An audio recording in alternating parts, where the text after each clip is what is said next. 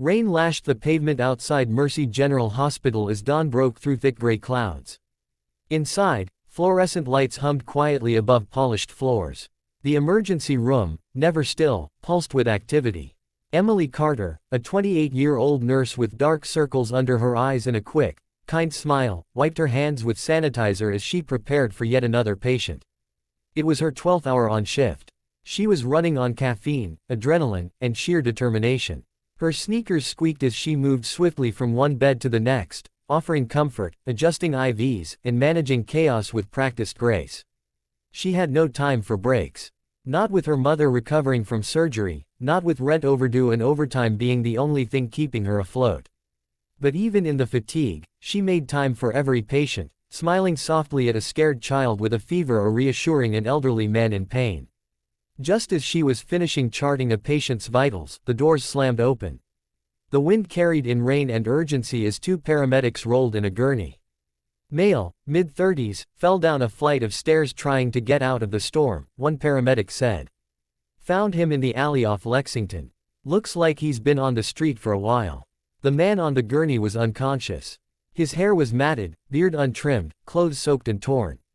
Mud clung to his jacket, and there was a nasty gash above his left knee.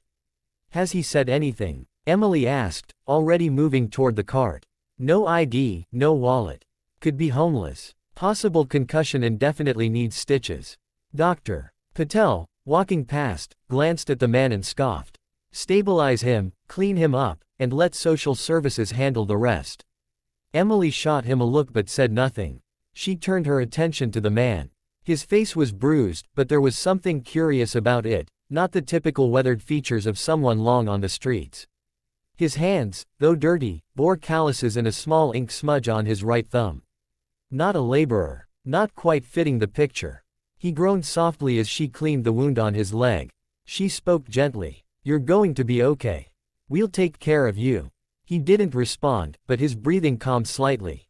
Emily worked on him for nearly an hour, tending to his injuries, cleaning his face, and even offering half of her uneaten sandwich once he was stabilized. The man awoke later in a quiet recovery room, blinking against the brightness. Hi, Emily said, standing at his bedside with a clipboard. You're awake. Good. He looked at her warily. Where am I? Mercy General. You took a fall. Ambulance brought you in. No ID, but don't worry, we've seen worse. He looked away, clearly uncomfortable. What's your name? She asked softly. He hesitated. James, he said finally. You have anyone we can call? No, he said quickly. No one. She paused but didn't press. Well, James, you're safe now. You needed stitches, some fluids, and a little rest. She handed him a paper cup. Water. He nodded slightly and drank. Emily watched as he slowly took in the surroundings. Despite the bruises and scruff, there was something intelligent in his eyes. He didn't seem like a man defeated by the streets, more like someone hiding in them. Later that night, after her shift ended, she passed by his bed. He was asleep. She left her blanket over him and placed a granola bar on the table. By morning, he was gone. No discharge form. No trace. The staff barely noticed. But Emily did. She stood at the doorway where he had been inside. A week later, walking back from a pharmacy errand, Emily stood at a busy intersection. A sleek black limousine pulled up to the red light. Inside, a man in a designer suit sat alone, reading something on his phone. She caught a brief glimpse of his face and gasped. It was him. Clean-shaven, hair slicked back, face sharp and composed, unmistakably James. But not the James in rags. The light changed, and the limo sped off, leaving her in stunned silence. Back at the hospital, her mind wandered even as she took vitals and updated charts. She mentioned the sighting to her friend Laura, a fellow nurse. There's this tech guy, James Halstead, Laura said, pulling up a photo on her phone. I swear he looks exactly like your mystery man. He's been donating millions to city hospitals. Super low-key. Doesn't talk to press. Crazy rich. Emily stared at the photo. It was him. She spent the next few days wondering, had she imagined it? Could someone like that pretend to be homeless? The hospital was abuzz 1 week later when news broke that someone had paid off 6 months' rent for every tenant in a dilapidated apartment building downtown.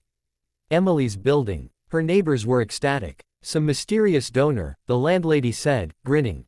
Didn't leave a name, just a payment. Then a bouquet of daisies arrived at Emily's door.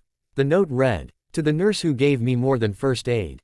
I'd like to see you again, Jay." Her heart raced. A few days later, a black limo pulled up outside Mercy General. This time, he stepped out in full view. James. Clean, elegant, confident, but with the same eyes. He walked into the hospital and asked for her. When they met in the courtyard, she couldn't speak for a moment.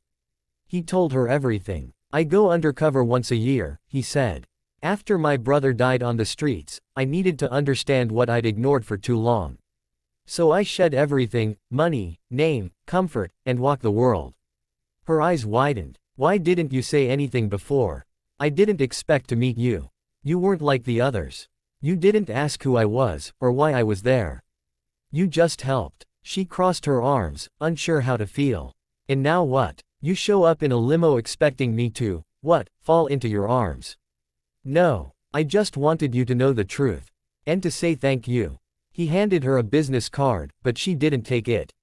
Her mother fell ill again the next week. Insurance refused to cover a new treatment. Emily worked extra shifts, begged the administration, but there was nothing more they could do. She refused to ask James for help. One day, the hospital announced a new community initiative. Full coverage for high-need patients through a newly approved foundation grant, the administrator said. Emily read the fine print. It was his doing, but his name wasn't on it. When she confronted him outside his office weeks later, he admitted it. "You wouldn't let me help directly. So I found another way. Not for you, to honor you." Her eyes filled with tears. "You're impossible." He smiled softly. "But you still came." The hospital gala was held at a city ballroom weeks later. Emily wore a second-hand gown, hair pinned up clumsily, nerves flaring. She didn't belong there, or so she thought, until she saw the placard on the wall, the Emily Carter Compassion Center, for Dignity and Care. James stood at the podium. "There's someone here tonight who reminded me what kindness looks like when no one's watching." She didn't see wealth or power. She saw a man who needed help. "Because of her, I've reimagined what giving back really means." He descended the steps and walked toward her.